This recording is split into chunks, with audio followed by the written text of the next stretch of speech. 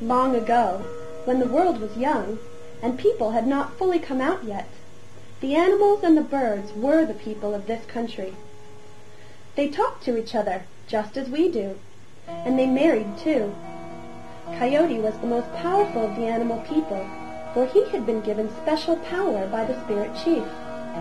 In that long ago time before this time, when all the animals and all the people spoke the same language, Coyote made one of his frequent trips along Great River. There he had seen a beautiful girl from a village not far from the river.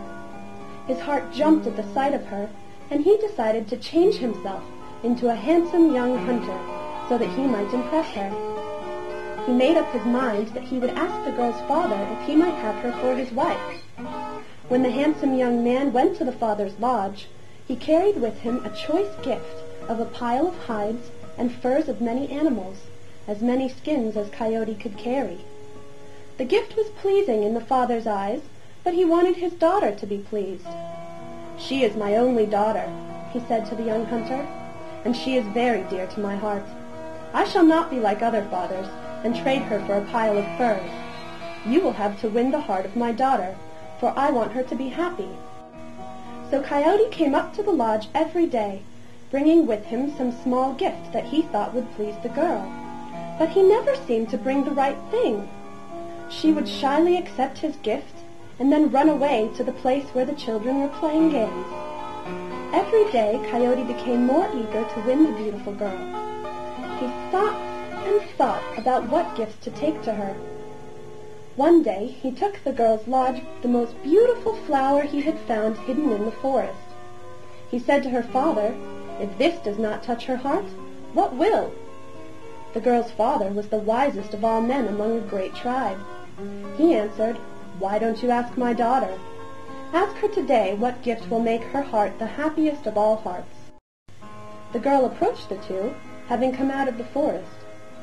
Coyote was overwhelmed by her beauty and her youth. He stepped up to her and asked, "O beautiful one, what does your heart want most of all? I will get anything that you name." The girl looked at the young hunter and said shyly, "I want a pool where I may bathe every day, hidden from all eyes that might see." And with that Coyote was off. For 7 suns Coyote worked to build the pool that would win the heart of the girl he wished to marry. First he cut a great gash in the hills on the south side of Great River. Then he went to the bottom of a rock wall and slanted it back a long way, far enough to hollow out a wide pool. He climbed back up the rock wall again. There he made a stream come out of the earth and sent it down to fall over the slanting rock wall. From the edge of that wall the water dropped with spray and mist, and so the water made, at the bottom, a big screen that hid the pool from all eyes.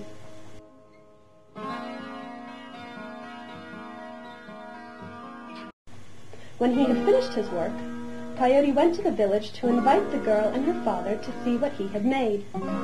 He showed them the pool that lay behind the waterfall and the spray. He could see that she was pleased as she looked at the pool with smiling eyes, and then at the young hunter. He could see at last that he had won her heart. She told her father that she was willing to become the wife of the young hunter. In that long ago time before this time, 2 old grandmothers sat all day on top of the highest mountains. One sat on the highest mountain north of Great River, the other sat on the highest mountain south of it. The 2 women saw everything that was done, and every day they told all the people on both sides of the river. Now they saw the girl every morning go to bathe in the pool, and they saw Coyote wait for her outside the screen of waterfall and spray. The old grandmothers heard the 2 sing to each other and laugh together. The grandmothers laughed at the pair, raised their voices, and told all the people what they saw and heard. Soon the girl knew that all the people were laughing at her. All the people from the big water to the big shining mountains, all the people from the top of the world to as far south as anyone lived.